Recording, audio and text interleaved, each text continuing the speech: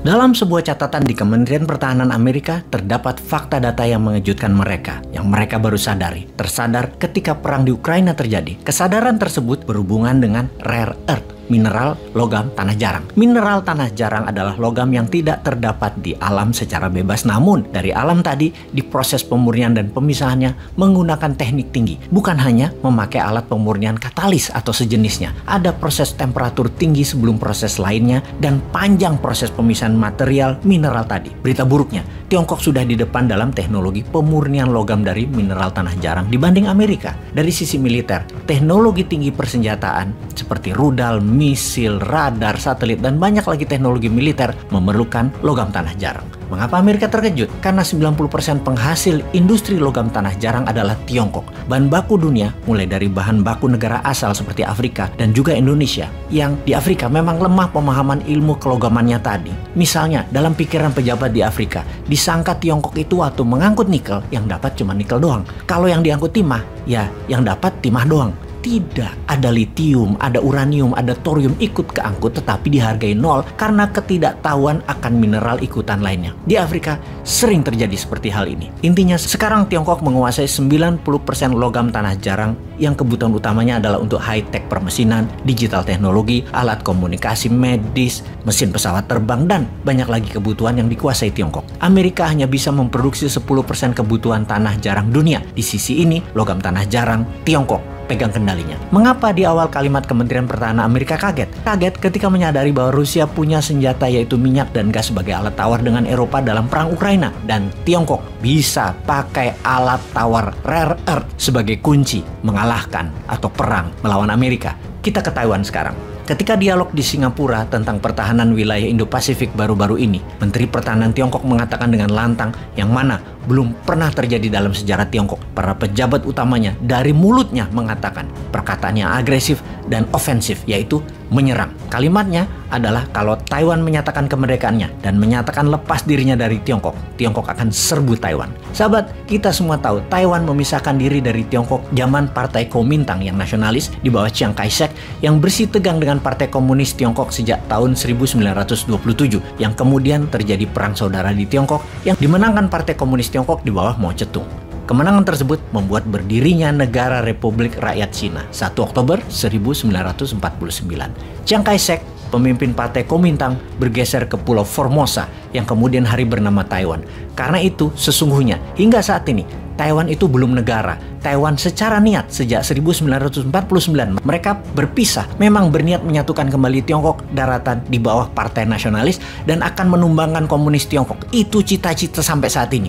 Di sisi Partai Komunis Tiongkok, Taiwan adalah Tiongkok yang harus diambil dan masuk ke Tiongkok komunis. Xi Jinping, pemimpin Tiongkok saat ini, sangat berambisi mengambil balik Taiwan. Karena itu, Taiwan kalau ingin merdeka, menjadi negara bebas, menjadi negara yang independen, Tiongkok pasti serbu. Inilah mengapa Amerika mendukung Taiwan dan bermain api dengan Xi Jinping dengan kehadiran Pelosi. Menantang apakah Tiongkok serius akan mengambil Taiwan sebagai one country kembali, atau kita tanya, mana nyali Xi Jinping? Kata-kata akan menyerbu Taiwan, apakah terbukti atau hanya kata-kata ancaman saja? Karena sejak saat pertemuan dialog di Singapura, Tiongkok gelar latihan di Selat Taiwan sudah 3 kali dalam 12 bulan ini. Bahkan 1 bulan yang lalu sampai kelilingi Taiwan. Amerika pun di sisi lain mendekatkan armadanya ke Taiwan dan kapal induk Amerika 2 kali melewati Selat Taiwan yang memisahkan daratan Tiongkok dengan Taiwan. Lalu minggu lalu, Nancy Pelosi, ketua DPR-nya Amerika, salah satu agenda perjalanannya akan mendaratkan dirinya di Taiwan. Tiongkok ngamuk dan mengancam menembak jatuh pesawat Pelosi yang puncaknya Biden bicara dengan Xi Jinping 2 jam 7 menit yang hasil pembicaraannya cukup mengejutkan dunia dan membuat senang New Mind dengan mengatakan Pelosi tidak jadi berangkat ke Taiwan. Ternyata tetap mendarat di Taiwan lewat jalur Filipina. Agaknya Amerika akan membuat Taiwan menjadi Ukraina kedua. Zelensky jadi boneka NATO dan Amerika memprovok Rusia yang pada akhirnya dilayani oleh Rusia beneran. Memang Amerika yang punya mau dan didukung penuh senjatanya ke Ukraina. Buktinya, dana Amerika didukung penuh dan dukungan politik dunia sampai tekanan embargo dan sanksi ke Rusia diberikan. Memang semua itu Amerika punya mau, yaitu Amerika maunya perang.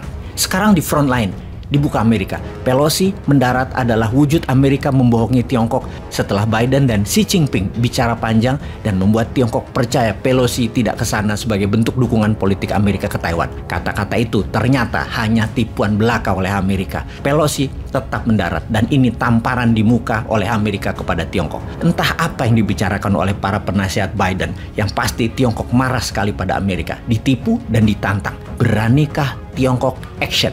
Ini yang dikatakan New main senang karena Amerika berani terbuka menantang Tiongkok. Hal yang sejak tahun 2019 Bosman katakan, awalnya perang dagang, akhirnya perang militer. Akankah terjadi? Apakah Tiongkok akan membuktikan Amerika bukan negara hebat lagi? Apakah Amerika takut dengan rare earth Tiongkok yang akan digunakan Tiongkok sebagai senjata seperti gas dan minyak Rusia terhadap Eropa?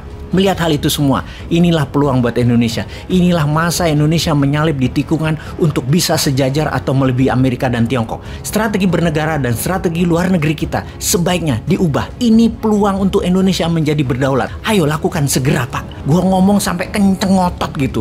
Lupa pasti pada nggak denger orang-orang di atas karena maunya 3 kali jabatnya. Nggak penting luar negeri itu. Yang penting nambah 3 tahun atau 3 periode. Walau harus kudeta konstitusi, nggak apa-apa. Begitu kan? Atau kita mainnya nanti 2029. Ya Allah, lama bener ya. Jadi ingat kata-kata Pak Rizal Ramli nih. Memang dari awal ada operasi politik, yaitu kudeta konstitusi. Kalau zaman dulu sampai tahun 70-an di seluruh dunia itu kudeta hanya ada kudeta militer. Militer ambil alih kekuasaan, perpanjang kekuasaan atau sebagainya. Tapi tahun 80-an dikenal istilah kudeta konstitusi.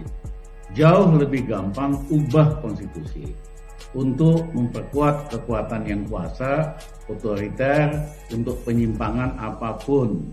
Jadi istilah akademiknya itu memang kudeta konstitusi.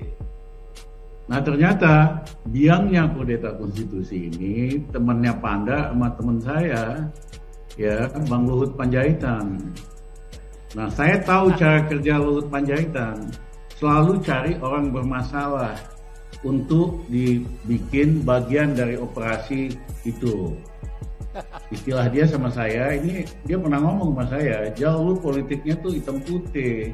Kita itu perlu politik supaya kita orang bermasalah, kita pasangin tali di hidungnya kayak kerbau supaya bisa diperintahkan kiri kanan. Inilah modus operasi daripada teman saya Luhut Panjaitan. Waktu itu dia ngotot agar supaya Jokowi pilih Novanto jadi ketua umum Golkar. Kalau saya masih di dalam biasanya Jokowi nanya sama saya, Mas Rizal gimana nih gini? Jangan Mas, Novanto itu banyak masalah, nanti kita sibuk ngurusin limbahnya aja. Akhirnya Bang Luhut ngajak saya makan siang, Jal lu bantuin dong. Karena Jokowi pasti nanya sama lu nih soal begini. Ya, bantuin apa? Lu bantu dong lobby Jokowi supaya dukung Novanto jadi ketua umum Golkar. Dia bilang gua kagak mau. Dia bilang, lu Jal politik lu hitam putih. Kita itu perlu orang bermasalah supaya kayak kerbau dipegang hidungnya. Saya bilang, Bang jangan samain gua sama lu. Kenapa? Lu otaknya mah nggak bener kok. Beda sama kita. Tapi kita memang teman lah, bisa ngomong kayak gini. Sama aku, sama Panda, sama Effendi, biasalah ngomong to the point. Nah, operasi politik itu menggunakan orang-orang bermasalah secara hukum. Yaitu pasien rawat luar dari KPK. Namanya Muhaimin Iskandar, namanya Jul, namanya Erlangga Hartarto. Tiga-tiganya punya masalah hukum, ya. Jadi mereka gampang diarahkan supaya dukung kudeta konstitusi ini.